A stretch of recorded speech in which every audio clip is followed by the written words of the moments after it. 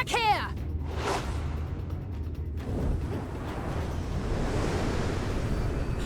Is that... It can't be.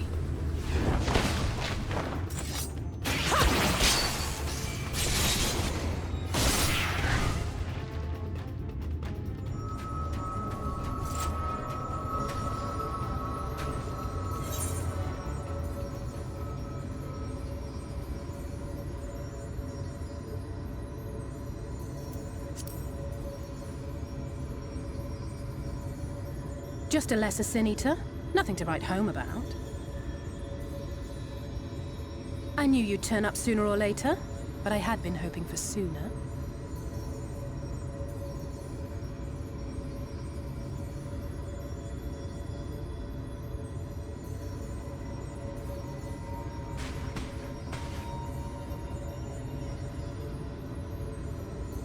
How are you?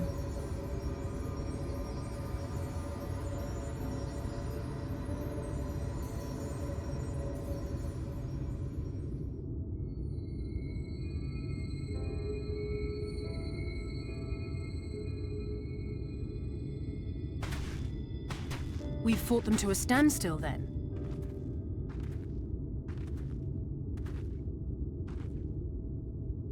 The Exarch did say that the Empire seemed to have drawn back when he last looked in on the source. But without knowing for sure how fast time was passing there, I couldn't help worrying that a lot might have happened since then. I'm heartily relieved to hear that it hasn't, just as Alphino must have been. As you can imagine, both he and Urianger were desperate to hear the news from home when I arrived. I haven't actually seen Thancred and Y'shtola yet, but they will have heard all the latest developments from the Exarch by now, or should have at least.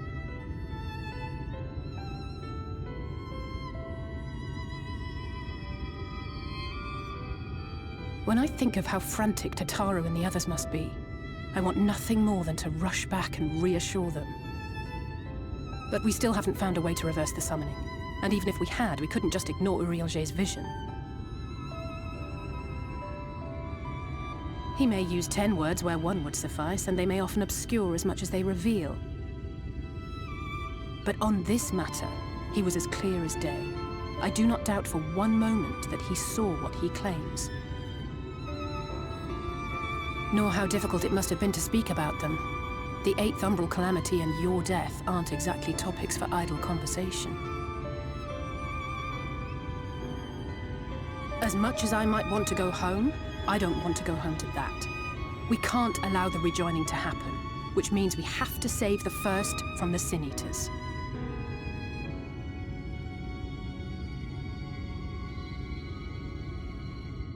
That great wall of white is a remnant of the Flood. 100 years ago, the balance in the First tipped decisively in favor of light.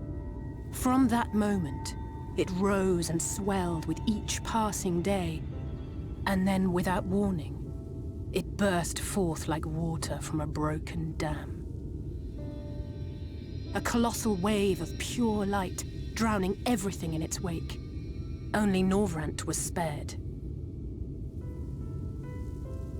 For the most part, living things are composed of ether of various different aspects. But when exposed to such a flood, their etheric harmony is shattered, and their natural form breaks down.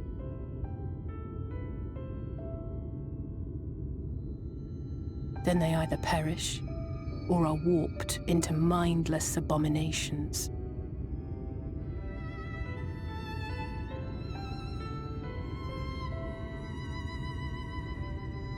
Yes, that's how the Sin Eaters came to be. They were once living creatures, or people, that were caught in the path of the Flood.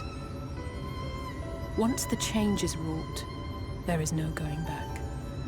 In that instant, they are gripped by an insatiable appetite for ether, and will happily gorge themselves on any living thing within reach. But even that is not the worst of it.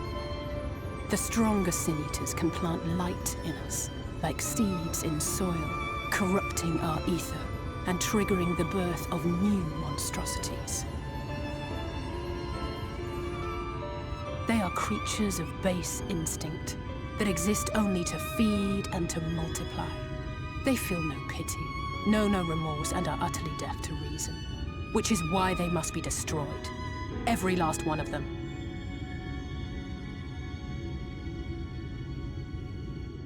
The infirmary is full of the Sin Eater's victims, left here to spend their final hours waiting for the change to overtake them.